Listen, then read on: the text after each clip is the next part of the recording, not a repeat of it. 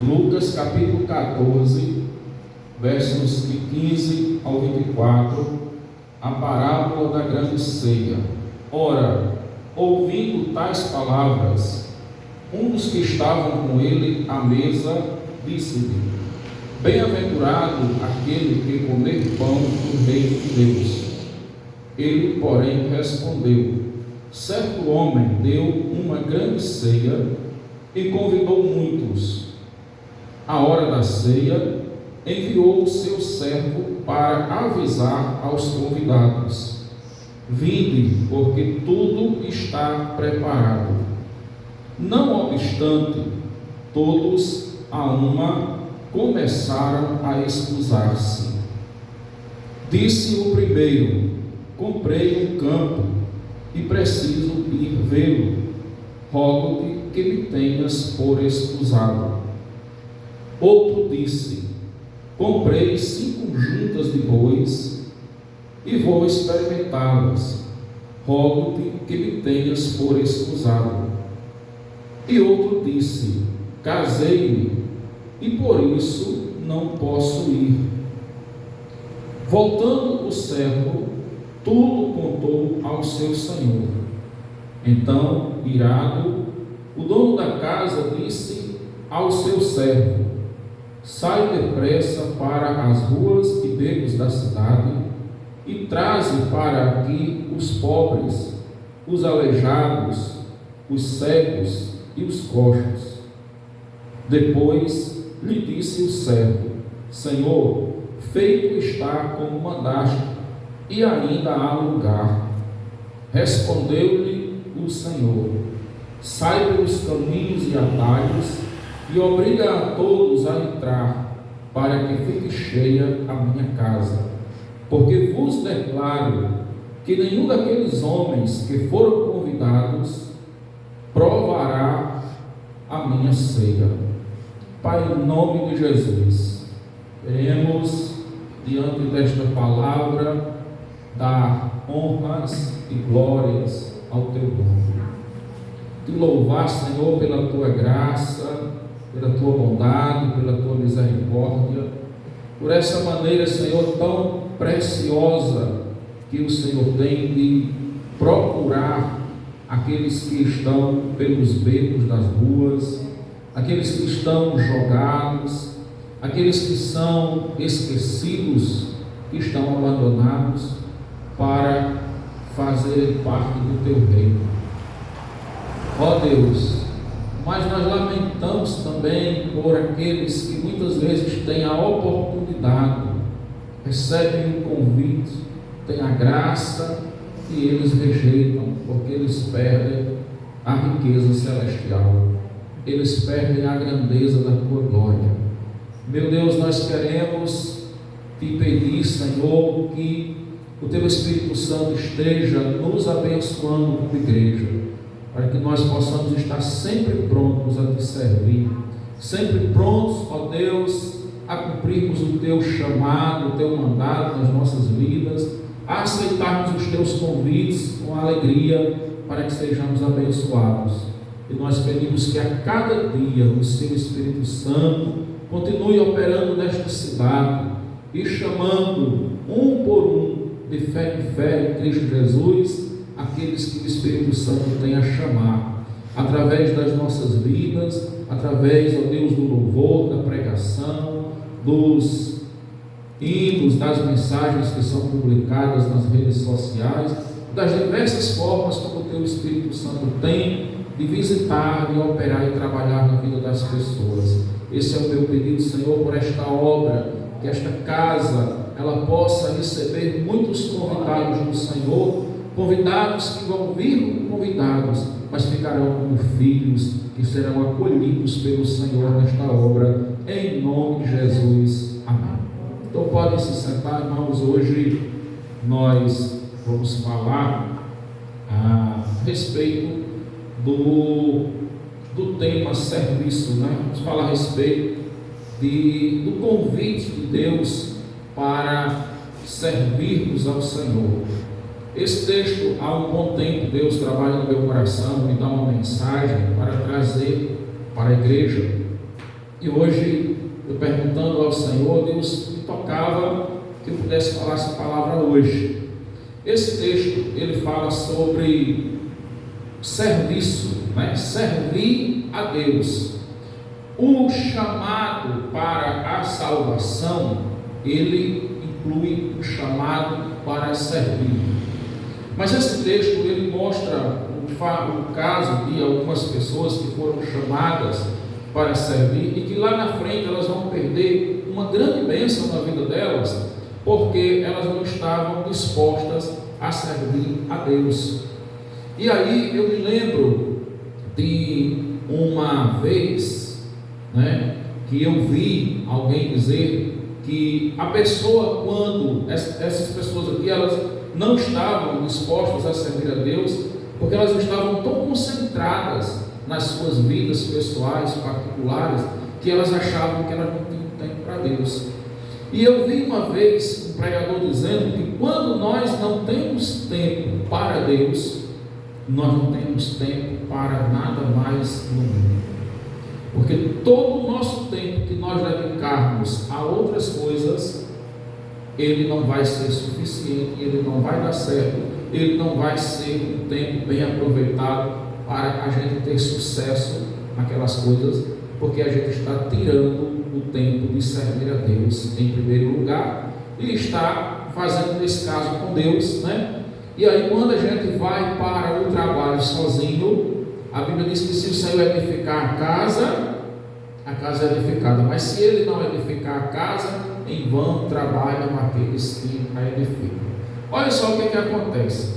Jesus falando sobre a grande ceia, né? Aqui aquele momento que eu entendo que a igreja será recebida do céu, a igreja vai entrar triunfalmente na glória, os salvos ali, e Jesus vai servir uma grande ceia para os seus filhos, para os salvos, como uma forma de recebê-los ali na glória celestial. E aí, através de parábola, Jesus vai expressar, né, esse dia glorioso, essa festa gloriosa que vai acontecer no céu, e que Ele quer que haja muitas pessoas lá, que muitas pessoas possam estar salvas, possam participar desse projeto de Deus, né, desse plano de salvação.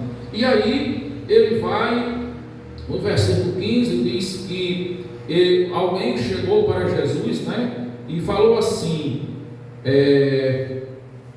ora, ouvindo tais palavras, um dos que estavam com ele à mesa disse: bem-aventurado aquele que comer pão do reino de Deus. Então alguém chegou para Jesus e falou do reino dos céus, falou do reino de Deus, falou desse lugar maravilhoso, e ele disse que era feliz, era bem-aventurado aquele que pudesse ir para lá. Ao falar sobre isso, Jesus imediatamente vai mostrar que poder ir para lá, poder viver essa alegria do reino dos céus, é algo que não é tão difícil assim, é algo que Deus está oferecendo, né? Essa oportunidade, ela está numa dinâmica, ela está acontecendo, Deus está oferecendo essa chance, porque aquele homem fala como se fosse algo distante, algo meio difícil. Olha, Senhor, é bem-aventurado aquele que comer pão do reino de Deus. É como se dissesse aquele que viesse a ter essa sorte, como se ele achasse algo muito distante. E Jesus vai mostrar que a oportunidade para isso, ela está acontecendo, ela está bem perto de nós, desde que a gente entenda o convite que o Senhor nos faz e a gente se disponha a aceitar e a servir a Deus. E aí ele vai dizer assim: certo homem deu uma grande ceia e convidou muitos. À hora da ceia, enviou o seu servo para avisar aos convidados: vinde, porque tudo já está preparado. Então a gente vê o quê? Uma franquia do reino de Deus, né? A gente vê que, como diz aquele hino, é franca a porta divinal, a porta da graça está aberta, e a porta da graça, ela é larga. A porta da salvação, o caminho do céu não é largo. Não vamos confundir o que eu estou dizendo aqui, né? Diz que o mundo tem a porta larga, porque o mundo não tem compromisso. A porta do céu é estreita, mas a porta da graça é larga. E eu vou dizer por quê. Porque a porta da graça, ela aceita aleijado, cego, coxo, nu, doente, todos aqueles que não são aceitos em outro canto, que são rejeitados em outro canto. Jesus, ele acolhe de braços abertos. Agora, ao passar pela porta da graça para andar no caminho do céu, aí você tem um caminho de renúncia, você tem um caminho estreito. Só que o que acontece? Jesus vai, conta aqui na parábola que tudo estava pronto, tudo estava preparado. A festa, ela tinha sido planejada, toda a decoração da festa, todo o ambiente da festa lá no céu, todo o espaço está pronto. As irmãs, quando vão fazer uma festa aqui, vocês começam a trabalhar 1 mês, 2 meses antes. Aí tem todo aquele trabalho que a gente vê no dia da festa, mas ali a gente está vendo um resultado final de muito trabalho que aconteceu antes, nos bastidores, na casa de vocês. Vocês vão numa cidade, compram uma coisa, organizam uma coisa, organizam outra. Então tem muito trabalho ali que naquele dia não é visto. A gente vê a festa pronta, mas a gente sabe que tem muito trabalho, que foi feito em outras horas para que aquilo ali possa acontecer. E aí Jesus disse que todo o trabalho já estava feito, todo o trabalho já estava pronto, tudo no reino de Deus já tinha sido planejado. Jesus, ele ia passar pela cruz, mas no projeto de Deus, a Bíblia diz que o Cordeiro, ele foi morto antes da fundação do mundo.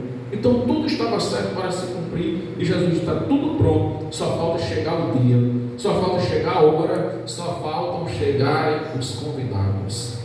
E então ele diz assim que versículo 17, a hora da ceia, ou enviou o seu servo para avisar aos convidados: vinde, porque tudo já está preparado. Versículo 18 diz: não obstante, todos a uma começaram a excusar-se. Olha só, irmãos, Jesus, o Senhor, ele preparou uma festa tão maravilhosa, tão bonita, uma glória, o reino de Deus, tanto sofrimento, a dor de Deus ver o seu filho morrendo na cruz por pecados que não eram dele, tomando uma culpa que não era dele. Ele tomou sobre si os nossos pecados. Jesus sofreu, pagou por algo que ele não devia, mas ele fez isso para nos franquear, tornar fácil para nós. O que foi difícil para ele, tornou-se fácil para nós. E aí, diante do convite, o que acontece? A Bíblia diz que todos a uma começaram a excusar-se. E aí, eu fico pensando que tinha um servo que ia lá e falava, um servo que ia lá e convidava, mas aqueles que na verdade estavam sendo convidados para a festa, estavam sendo convidados para ser, apesar de estarem sendo honrados pela festa, nós somos honrados pela glória da salvação, nós somos também convidados para servirmos a Deus, participarmos dessa festa é servirmos a Deus. E aí eu fico pensando, às vezes eu lendo essa palavra lá, eu disse: Senhor, o que você quer falar comigo? E Deus me mostrando, irmãos, uma coisa. Deus me fez entender que há pessoas que elas são chamadas para serem servos de Deus, mas elas não são servos de Deus, porque elas não se dispõem a servir. Ser servo, nós muitas vezes dizemos, nós somos servos de Deus, mas ser servo de Deus é se dispor a servir, é servir a Deus. E aí o que acontece? A gente vê que na obra de Deus, na casa de Deus, tem aqueles servos que são servos, tem aqueles servos que quando recebem uma missão do Senhor, uma oportunidade para fazer algo na obra de Deus, na casa de Deus, eles fazem com muita alegria, eles fazem com gratidão, eles recebem aquilo com muita satisfação, com muito amor, e eles são de fato servos. E você sabe qual é o resultado da vida deles? Eles são grandemente abençoados por isso. Mas há outros que Deus quer abençoar grandemente, e eles não são abençoados, porque eles não se dispõem a servir. Eles se dizem: eu sou servo de Deus, mas eles não são servos de fato. Há pessoas que elas não servem para servir. E aqui nós vamos encontrar 3 dessas pessoas que vão representar as pessoas daquele tempo e de hoje, de todos os tempos da igreja, porque essas pessoas têm características. Quando nós não nos dispomos a servir, nós perdemos o que Deus tem para nós. Eu vou até dar um testemunhozinho hoje, vocês vão entender direito o que eu estou dizendo aqui. Veja bem, a primeira coisa que vai acontecer versículo 18 diz que todos a uma, apesar de estar tudo pronto, de estar tudo preparado, todos começaram a excusar-se. Ou seja, começaram a apresentar suas desculpas, começaram a se escorregar devagarzinho, pegando de longe e apresentando desculpas para não servirem a Deus. E disse o primeiro: comprei um campo e preciso ir vê-lo, rogo-te de que me tenhas por excusado. Ou seja, esse homem aqui, ele colocou os seus objetivos, os seus projetos na frente dos projetos de Deus. Então, a primeira característica de uma pessoa dentro da igreja, um crente, hoje, vocês observem isso, quando aquela pessoa ela não tem disponibilidade de servir e ela perde de Deus abençoar os projetos dela, é porque ela não coloca Deus em primeiro lugar nos seus projetos. Ela coloca os seus projetos em primeiro lugar, e aí ela, esse que falou assim: olha, eu comprei um campo e preciso ir vê-lo. Ou seja, ele não abria mão, o seu objetivo ali, o seu projeto, ele precisava fazer aquilo ali, e ele não estava nem aí para o convite que tinha recebido, e aí ele apresenta aquela desculpa: rogo-te que me tenhas por excusado. Então esse é o primeiro erro que um crente comete quando ele recebe um desafio para fazer algo de Deus, para servir a Deus. É quando ele se justifica para Deus ou para a igreja, seja diante de Deus ou de quem for, porque diante de Deus não consegue justificar. É quando a gente coloca os nossos projetos e a gente diz que a gente não tem tempo, às vezes, para dirigir um culto, para dar um estudo, para pregar, para fazer uma visita de evangelismo, para fazer qualquer coisa na obra de Deus, por causa dos nossos projetos. Esse é o primeiro caso. Segundo caso, o versículo 19, outro disse: comprei 5 juntas de bois e vou experimentá-las, rogo-te que me tenhas por excusado. Esse aqui colocou o quê? Os seus negócios. Comprei, né? Era o seu comércio, eram as suas atividades, os seus negócios, e eu vou experimentá-los. Então vou no trabalho também, comprou, ia testar e tal, e rogo que me tenhas por excusado. Então a segunda característica daquele que perde a bênção, e aí você vai ver que ele vai perder a bênção, porque no versículo 24 diz assim: porque vos declaro que nenhum daqueles homens que foram convidados provará a minha ceia. Perderam a ceia, perderam o banquete, perderam a festa, né? Porque eles não sabiam os valores espirituais que eles estavam jogando fora. E aí o que acontece? Esse segundo apresenta os seus negócios, que aí entra os seus objetivos, os seus projetos, o seu trabalho, o seu dinheiro, os seus bens materiais, a sua vida profissional, os seus afazeres. E a gente está dizendo o quê? Que quando a gente não tem tempo para Deus, a gente não tem tempo para nada. Aí o que acontece? Essa pessoa vai ver cansada, trabalhando, lutando, batalhando, se esforçando, e ela perde de servir a Deus e de sentir a presença de Deus, né? E não vai dar conta lá, não, porque se Deus não estiver na frente, nada dá certo, nada funciona. Coloca Deus em primeiro lugar. Segundo, terceiro e último, versículo 20: o outro disse: casei-me e por isso não posso ir. O que esse aqui faz? Ele colocou a sua família. A família, ela é presente de Deus, ela é dada de Deus. Deus tem que estar na família. A gente tem que ter os momentos familiares, tem que ter os momentos de acolhimento na família, de fraternidade na família. Mas Deus, irmãos, Ele tem que estar em primeiro lugar em tudo na nossa vida, até mesmo na nossa própria vida. Deus tem que estar em primeiro lugar. Então esse homem aqui, ele colocou o seu casamento, a sua família, e disse: por isso eu não posso ir.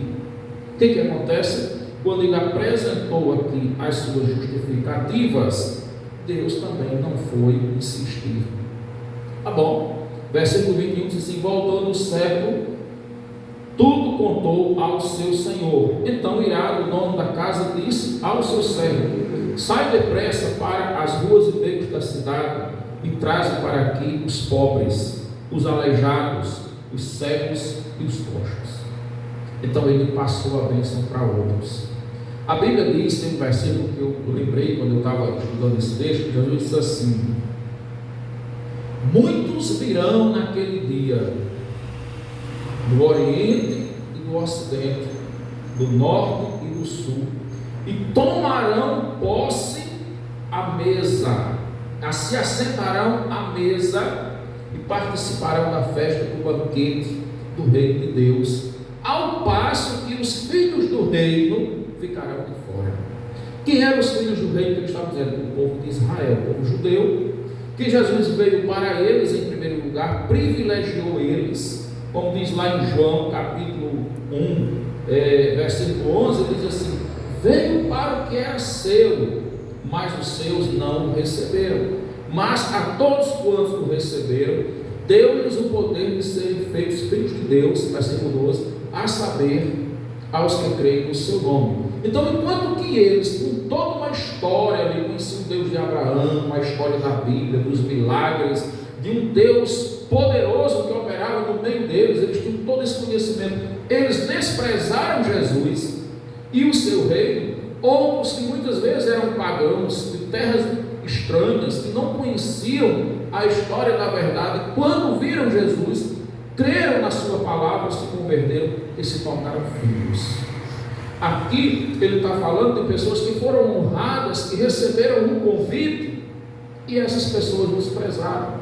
Mas ele diz assim: vá agora nas ruas, vá nos becos da cidade, traga para aqui os pobres, os aleijados, os cegos e os coxos. Aqueles que eram desprezados socialmente, agora se tornam os convidados de honra, que eram quem? Os pecadores, né? O povo de Israel nos considera pessoas de outras nações como gentios, e gentios são pecadores, são pessoas pagãs que não servem a Deus. Esses são os que entram como as pessoas dos becos, os pobres, os aleijados, os cegos e os coxos, mas que quando receberam o convite do Senhor, com alegria eles aceitaram, e eles tiveram uma mudança de vida, porque eles saíram dos becos para o palácio. Eles saíram nas calçadas como coxos, como cegos e aleijados, para se sentarem no trono do Rei da glória do Senhor, como filhos de Deus. Depois, versículo 22, lhe disse o servo: Senhor, feito está como mandaste, e ainda há lugar. Oh, irmãos, glória a Deus, né? Bom é isso, que o reino de Deus é tão grande que ele ainda tem, a porta da graça está aberta ainda há lugar para aqueles que são filhos do reino, que têm rejeitado, se arrependerem e abraçarem a sua missão. E ainda há lugar para aqueles que estão lá fora nos becos, nas ruas, nas calçadas, também virem. Isso significa dizer que há lugar para nós que ainda não assumimos o nosso dom, o nosso ministério na obra, nós assumirmos, e através desse nosso dom nós irmos buscar aqueles que Jesus quer salvar por meio de nós. Nós irmos lá nos becos, nas vielas, nas ruelas, nos vilarejos, né? Nos povoados, nos lugares onde tem pessoas que estão precisando receber esse convite para entrar na festa da salvação.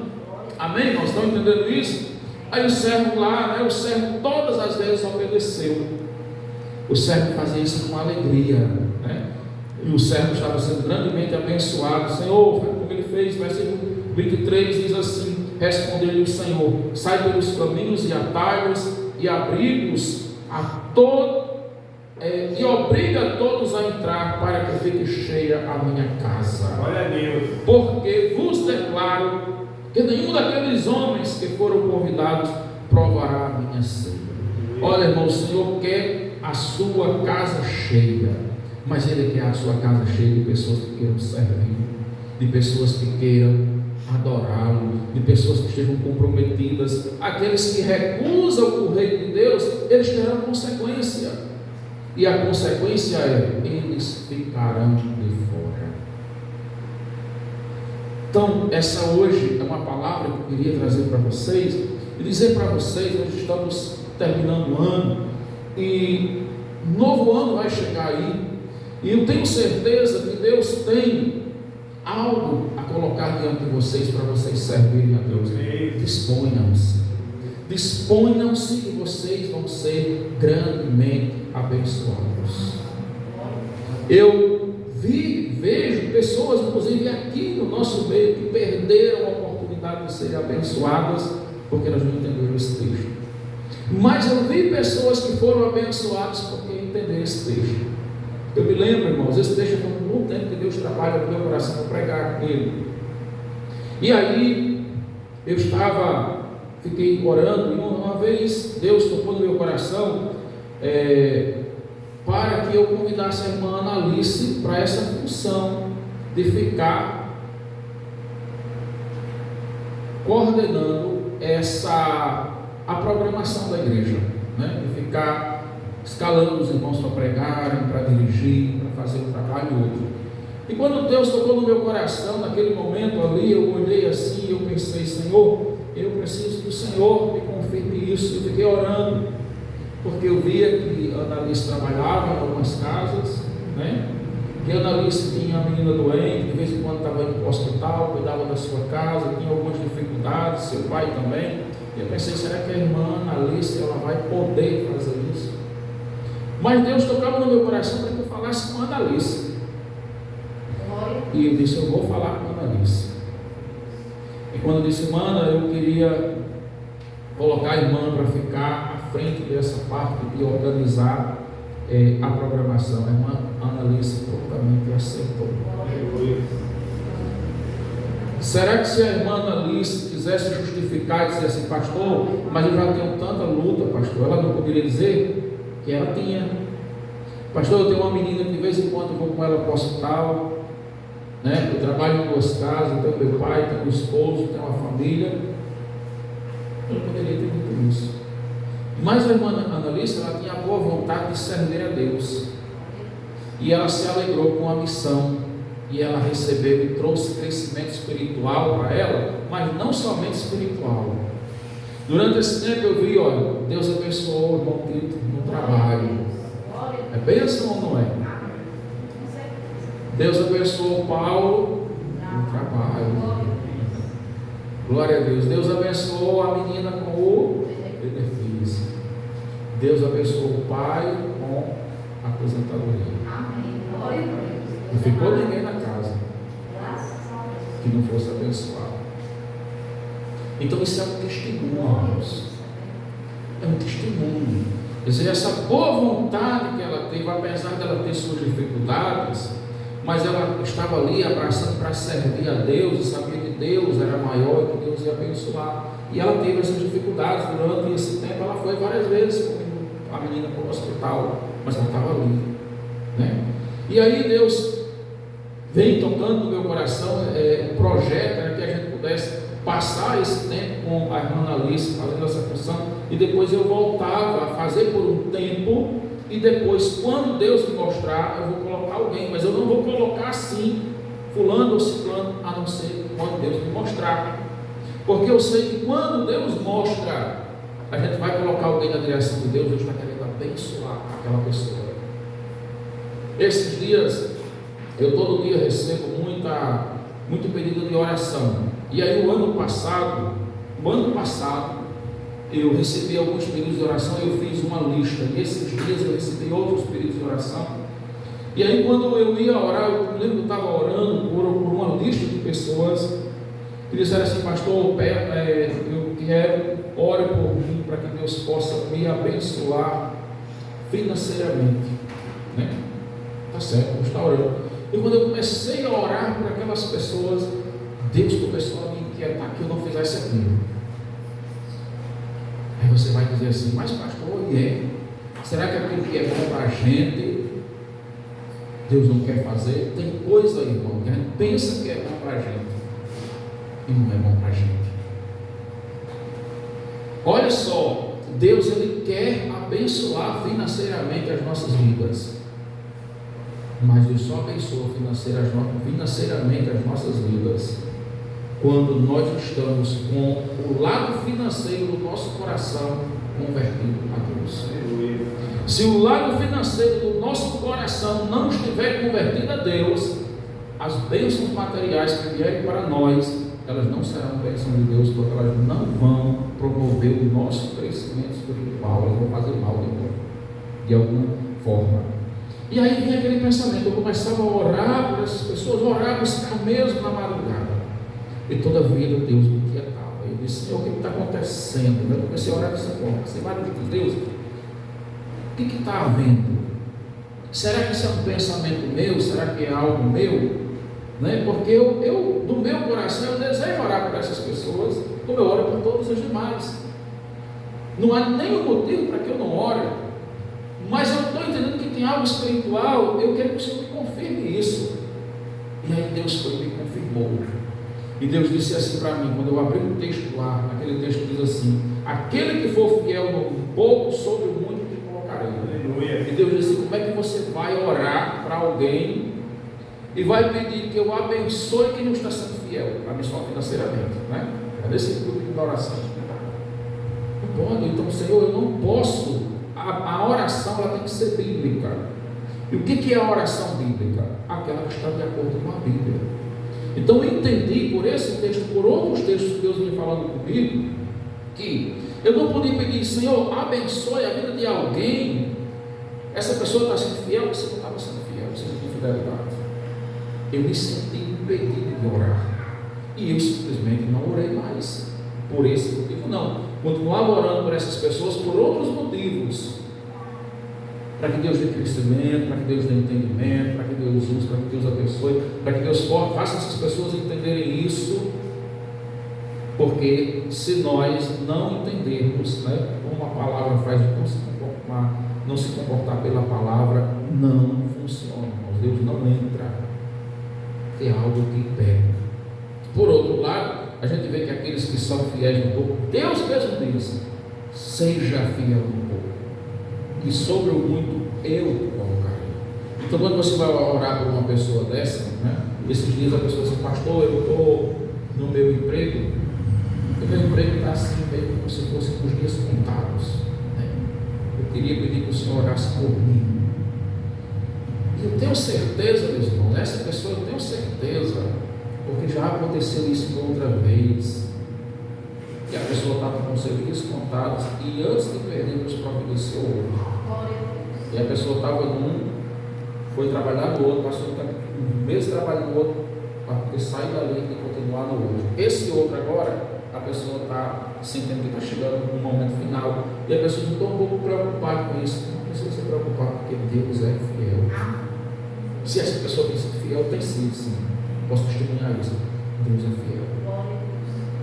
Então, irmãos, glória a Deus por isso, né? Então a gente pode orar assim quando você tem uma legalidade, dizer, Senhor, a tua palavra diz, né, que o Senhor não desampara, que o Senhor não despreza. A tua palavra diz que aquele que é fiel no pouco, o Senhor sobre muito colocará. Então você está dizendo algo que está prometido na palavra, você está fazendo uma oração bíblica. Então eu quero trazer essa palavra para vocês e dizer uma coisa. Se a irmã Ana Alice, ela não tivesse aceitado, ela não tivesse recebido tantas bênçãos, né? Hoje eu creio que mesmo ela mantendo os seus trabalhos, se ela quiser descansar mais, ela tem mais tempo para descansar, porque Deus deu a ela essa qualidade. Mas se ela tivesse se disposto a servir ao Senhor, talvez estivesse mais sufocada no trabalho ainda, e numa situação mais difícil, como também quando a gente se esgota, né?